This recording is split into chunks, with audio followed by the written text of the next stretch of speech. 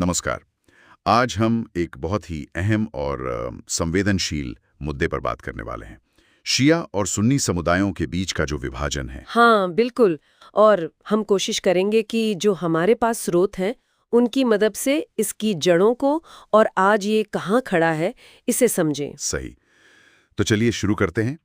ये कहानी शुरू होती है इस्लाम के बिल्कुल शुरुआती दिनों से।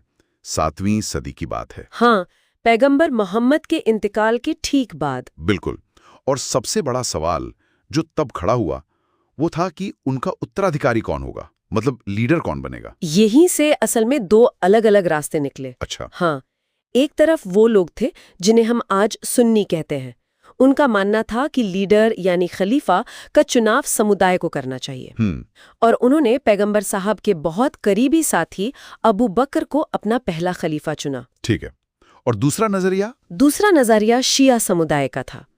उनका ये मानना था कि जो नेतृत्व है वो पैगंबर के परिवार के अंदर ही रहना चाहिए। तो उन्होंने पैगंबर के चचेरे भाई और दामाद अली इब्न अबी तालिब को सही वारिस माना।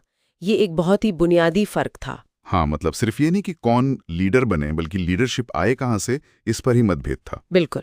एक तरफ चुनाव, दूसरी तरफ वंशानुगत, वो भी पैगंबर के परिवार से। और फिर एक घटना हुई जिसने इस खाई को और गहरा कर दिया, करबला की घटना। हाँ, करबला 680 ईस्वी में। ये एक टर्निंग पॉइंट था। पैगंबर साहब के नवासे इमाम हुसैन को उस वक्त की उमैयद हुकूमत ने शहीद कर दिया। ये घटना तो आज भी शिया समुदाय के लिए बहुत मायने रखती है ना? बहुत ज्यादा। करबला शिया पहचान का एक केंद्रीय प्रतीक बन गया। अन्याय के खिलाफ आवाज उठाने का, कुर्बानी देने का प्रतीक। उनकी धार्मिक रस्मों, उनकी यादों में ये आज भी जिंदा है। तो ये तो हुई इतिहास की बात।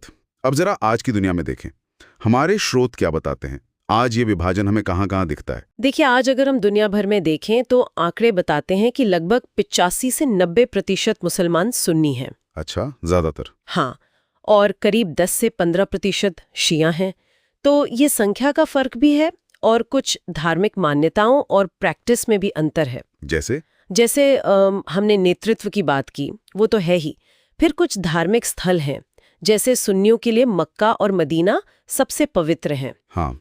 शियाओं के लिए भी वो पवित्र हैं, लेकिन करबला और नजफ, जहां इमाम अली की मज़ार है इराक में, और ईरान में कौम शहर, इनकी अहमियत बहुत ज्यादा है। और इसका असर सिर्फ धर्म तक तो सीमित नहीं होगा, जियोपॉलिटिक्स पर क्या असर दिखता है? हाँ, यहीं पर ये मामला और पेचीदा हो जाता है। स्रोत बताते हैं कि ये ऐतिहासिक विभाजन आज कई जगहों पर तनाव और संघर्ष की वजह बना हुआ है। जैसे कि इराक?